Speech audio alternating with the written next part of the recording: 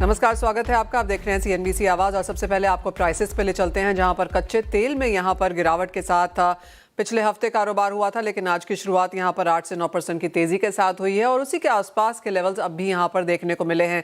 Of course काफी सारी statements यहां पर आती हुई नजर आ रही हैं, जिसके ऊपर बाजार की नजर रहेगी। 102 पर आपकी स्क्रीन पे आप देख सकते हैं 8% की तेजी के साथ यहां पर ब्रेंट पे कारोबार है। WTI में हमने यहां पर प्रीमियम पे काम होता हुआ देखा है।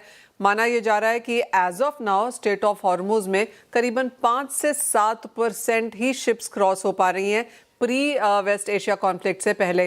तो पहले यहाँ पर 130 135 शिप्स रोजाना क्रॉस होती थी। अब पिछले पूरे मार्च के महीने में हमने 100 से 200 शिप्स यहाँ पर क्रॉस होते हुए देखी हैं। तो क्लियरली 5% ऑफ ओवरऑल वॉल्यूम यहाँ पर बनता हुआ नजर आया है। 130 मिलियन बैरल्स यहाँ पर as of now strait of Hormuz में कच्चा तेल और प्रोडक्ट्स यहाँ पर स्टक होते हुए नजर आए हैं। तो वो ऑफ कोर्स एक चीज़ है जो जिसके ऊपर हमारी यहाँ पर बाजार में नज़र भी रहेगी। और आपको बता दें कि इस्लामाबाद में अमेरिका ईरान की बीच बातचीत विफल होने के बाद से हमने यहाँ पर कीमतों में सपोर्ट आता हुआ देखा है। कहाँ और किस तरह के ट्रेड्स यहाँ पर देखने को मिल सकते हैं, कॉटन पर कपास की कीमतों में गिरावट के पीछे क्या कारण है, इन सब पर बात करेंगे। हमारे साथ हैं अनमोल ज्वेलर्स के founder Ishu Datwani and DD Cotton के एमडी अरुण सेक्सरिया। हमारे साथ जुड़ेंगे एलकेपी सिक्योरिटीज के वीपी जतिन त्रिवेदी भी। आप सभी का कार्यक्रम में स्वागत है।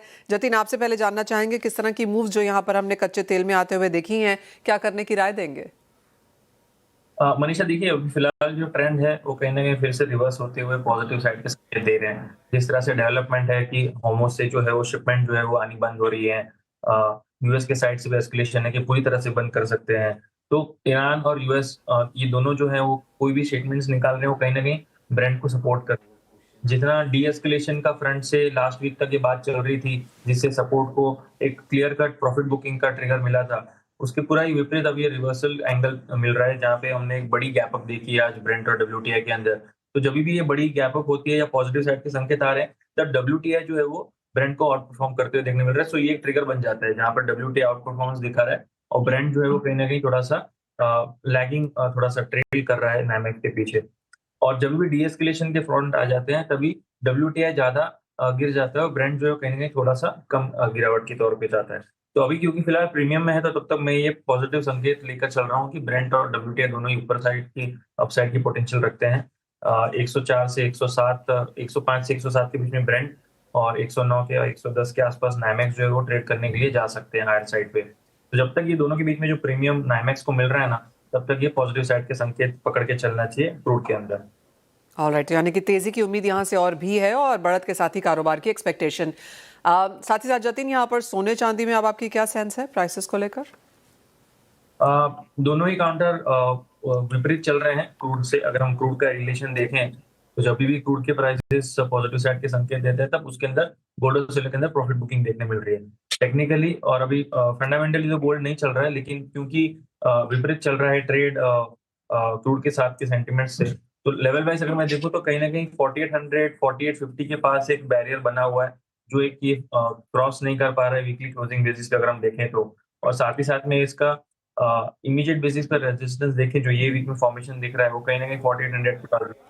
तो हायर साइड जब तक 4850 के ऊपर क्रॉस नहीं करता, क्लोजिंग नहीं देता, तब तक इसको वीक की तरह से, वीकनेस की तरह से देखना चाहिए।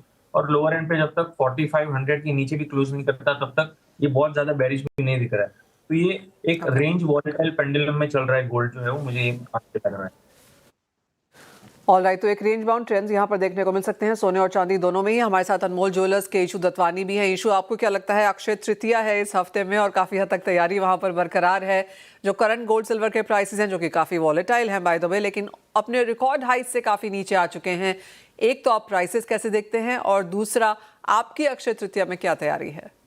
जी, तो थोड़ी रेंज बाउंड है, तो स्टेबिलिटी भी है उसके कारण। और लॉजिक जो है वो तो अभी काम ही नहीं करता। जब वॉर शुरू होती है, भाव बढ़ता है, फिर गिर जाता है। जब स्टेबिलिटी आती है, भाव बढ़ जाता है। तो कोई कोई लॉजिक नहीं है।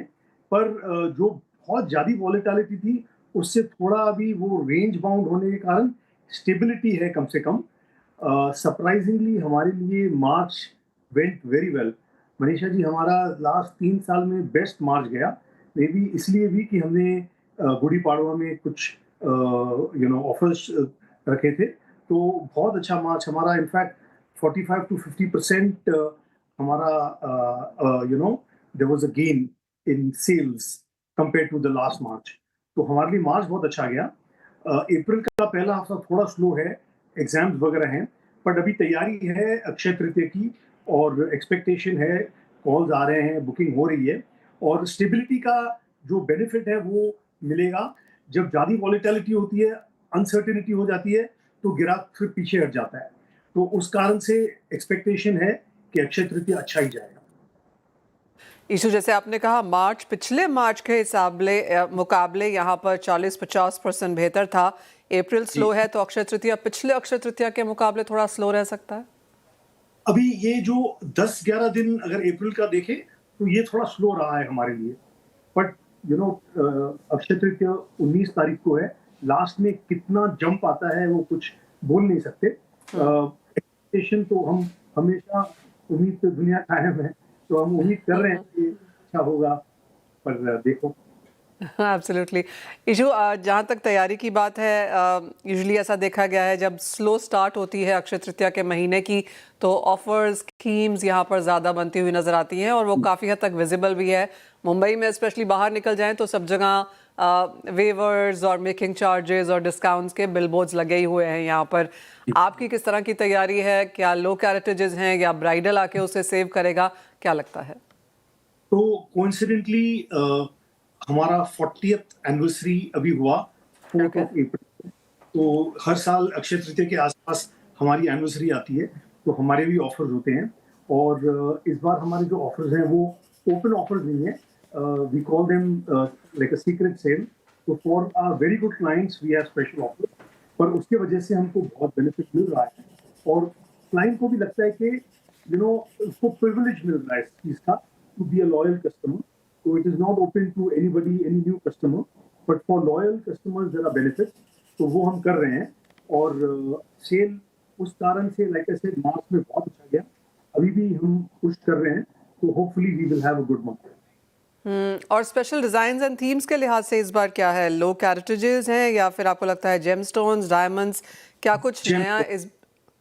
तो इनफैक्ट एनिवर्सरी के लिए we had a little event on Friday. हमने पूरी एक नई कलेक्शन बनाई है जहां पर जेमस्टोन हमारा हीरो है। We use very nice Colombian emeralds, tanzanite, and there is a new stone that is doing very well, it's called Paraiba. तो ये हमारे जो ऊंचे क्लाइंट्स हैं उनको अभी हम इंट्रोड्यूस कर रहे हैं, समझा रहे हैं, एंड उसका काफ़ी अच्छा रिजल्ट आ रहा है। People are very curious and so hopefully this should help. Also हमने जो हमारा नया लाइन, जो नया कलेक्शन एनिवर्सरी के लिए बनाया है वो हाई एंड बनाया है। तो काफ़ी रोज कट की चीज़ें, जैसे जो वैसे अनकट में बनती थी वैसी चीज़ें हम रोज कट में बनाते हैं, तो उसका लस्टर वगैरह बहुत ज़्यादा अच्छा होता है। प्राइस बहुत ज़्यादा होता है, but that makes it more bigger ticket, which is actually helping our average bill value. All right, यानी कि जेमस्टोन्स हाई एंड ज्वेलरी यहाँ पर बेहतरीन कर रही है। और जहाँ तक ऑफर्स की बात है, ऑफ कोर्स आप जैसे इस शो में बता रहे हैं कि एक का क्लोज डोर इवेंट में उन्होंने ऑफ कोर्स अपने लॉयल कंज्यूमर्स को, लॉयल कस्टमर्स को यहाँ पर अच्छे खासे डिस्काउंट्स भी दिए हैं।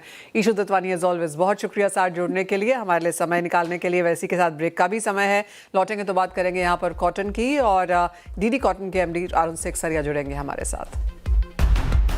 एमडी अरुण सेक्सरिया हमारे साथ हैं। अरुण जी नमस्कार, शुक्रिया साथ जुड़ने के लिए। और जिस तरह से कॉटन के प्राइसेस में उठापटक है, मैनमेड फाइबर के प्राइसेस मार्च में काफ़ी बढ़ते हुए नजर आए, लेकिन ओवरऑल डिमांड में भी हल्की सी गिरावट है। किस तरह से आप ओवरऑल इंडियन मार्केट्स के लिहाज से और इंटरनेशनल सिनेरियो देखते हैं वेस्ट एशिया कॉन्फ्लिक्ट के चलते? हेलो, हाँ जी Arun ji. Question was to me. हाँ जी। देखिए, प्राइजेस जहाँ तक सवाल है कॉटन का, इन लास्ट 15 दिन में आप देखोगे तो prices gone up by nearly 3,500 से 3,800 रुपया पर candy. CCI has increased the prices and also that is mainly because कि आइस जो है इंटरनेशनल कॉटन एक्सचेंज का जो प्राइस है उसके अंदर भी काफी बढ़त हो गई है। From 66 it has gone up to 69-70 cents. तो अभी डिमांड का जहाँ तक सवाल है, there was a very good demand from China for yarn. In the month of March, and उसके कारण काफी मील वाले जो है उन्होंने माल भी लिया सीसीआई का, और उन्होंने माल बेचा भी है yarn in the to the Chinese buyers. और अभी आज की तारीख में Manisha ji, the prices which have increase in last 15-20 days, उसके कारण अभी मिल्स को कंपेटिटिवनेस नहीं हो रही है। ओके। और अभी आप देखोगे सब मिल वाले, जैसे Gujarat the spinner association of Gujarat, SIMA, all the mill association, they have approached the government कि भाई अभी आप हमारे को आप ड्यूटी फ्री इंपोर्ट अलाउ करिए, नहीं तो हम लोग को we will not be able to compete in the market and it won't be viable for us to sell yarn or value added products in the market, in the international market. So yeah, all these things are totally price driven, because अभी demand अच्छी आई थी, after a long time there was a good demand, और margins, मिलों को margins भी काफी, मतलब 15-20 रुपया से लेकर 30-40 रुपया का margin हो गया था पर किलो जी। But अभी because of the price increase, that margins are also come down drastically, and demand has also come down drastically. So अभी देखने की बात है going forward क्या होता है। मेरा ये मानना है कि there is a lot of ifs and buts in the macro level scenario across the world. Absolutely. So I think there would be a pause to because we don't know what USA is saying. One day they are saying something, the second day they are saying something. So there will be a pause in the demand, and let's see what, because today again the American president, he threatened that he will impose 50% duty on China if they supply arms to. तो अरुण जी, आपको of course काफी uncertainty है, बहुत अलग अलग तरीके की statement भी यहाँ पर आ रही है, लेकिन आपको क्या लगता है करंट लेवल से प्राइसेस यहाँ कहाँ जा सकते हैं? जो हल्की सी डिमांड और मार्जिन पे इम्पैक्ट पड़ा है, क्या उसका इम्पैक्ट इन टर्न प्राइसेस पे भी आएगा? प्राइसेस पे तो सब चीज आएगा ना, because if the cost goes up and everything, the prices will also be impacted. But अभी ये देखना कि सबकी टारगेट 60,000 रुपए की थी, वो आ गई है। अभी इसके ऊपर अभी कितनी जाती है वो देखने की बात है। मेरा मानना ऐसा है कि भाई prices will reach about 61-62,000 rupees, तो उसके ऊपर जाना मुश्किल है। साथ ही जिस तरह के उत्पादन बढ़ने की उम्मीद लगाई जा रही है, उस पर क्या सेंस है आपकी? तो उत्पादन तो काफी बढ़ने की संभावना है, बिकॉज अगर अभी जैसे एमएसपी है, अभी आज इस साल एमएसपी जो अभी जून में हम लोग नक्की करेंगे, तो ऐसा मानना है कि 500 से 600 रुपया वापस बढ़ाएंगे एमएसपी। एंड अगले साल, इस साल की क्रॉप की estimation is about 3 crore 30 lakh की है। तो next year I would not be surprise कि अगर 3.5 करोड़ की भी क्रॉप उत्पादन हो जाए तो crop production will be much higher than this year also next year if the price of MSP goes up. जिसके पूरे चांसेस आप बता ही रहे हो। इस पूरे के पूरे सिनेरियो में चाइना कितना इंपॉर्टेंट निकल के यहाँ पर आएगा अरुण जी? क्योंकि जिस तरह से इंटरनेशनल क्यूज हम आता हुआ देख रहे हैं, मैक्रोस एक तरफ है, वेस्ट एशिया कॉन्फ्लिक्ट दूसरी तरफ है, लेकिन चाइना, चाहे वो क्रूड इंपोर्ट्स है ईरान से या फिर यूएस की नीतियां हैं, चाइना की डिमांड आगे कैसी रह सकती है? देखिए, कोई भी आप किधर भी लीजिए, China is a raw material buyer from us, that is in the form of cotton yarn. But उसके जो फिनिश प्रोडक्ट बनते हैं वो तो अल्टीमेटली एक्सपोर्ट ही होएगा ना टू यूरोप एंड अमेरिका। तो आप कहीं पे भी ले लीजिए, कहाँ पे भी घुमा फिरा के कोई भी कंट्री को ले लीजिए, इट इज डायरेक्टली और indirectly impacted with the West Asian turmoil और वेस्ट। अभी आज जैसे साउथ ईस्ट एशिया के अंदर है, साउथ ईस्ट एशिया में मिलता है, लाइक इंडोनेशिया ले लीजिए, थाईलैंड ले लीजिए, वियतनाम ले लीजिए, चाइना ले लीजिए, they are big large buyers of yarn from India, but then when they उससे yarn से क्या बनाते हैं? yarn से कपड़ा बनाते हैं, कपड़ा से गारमेंट बनाते हैं, वो लोग चाइना, अमेरिका और तो अगर उधर ही प्रॉब्लम चल रही है तो इन लोग they bought yarn because they found yarn prices are cheaper and local consumer ले लिया, पर अभी कितना और आगे ले गए वो देखने की बात है। एब्सोल्युटली। तो काफी सारी अनसर्टनिटी यहाँ पर बाजार में है, लेकिन at this point in time जैसे कहा गया कि 15 दिनों में जो यहाँ पर भावों में बढ़त देखने को मिली है, उसका इम्पैक्ट यहाँ पर डिमांड पे आने लगा है, और चाइना ऑफ कोर्स एक इंपॉर्टेंट फैक्टर रहेगा ओवरऑल ग्लोबल प्राइसेस यहाँ पर वॉच करने के लिए। वेल, इसी के साथ अरुण सिकसरिया जी, बहुत शुक्रिया साथ जुड़ने के लिए। मुझे भी दीजिए इजाजत, लेकिन आप बने रहिए CNBC आवाज पर।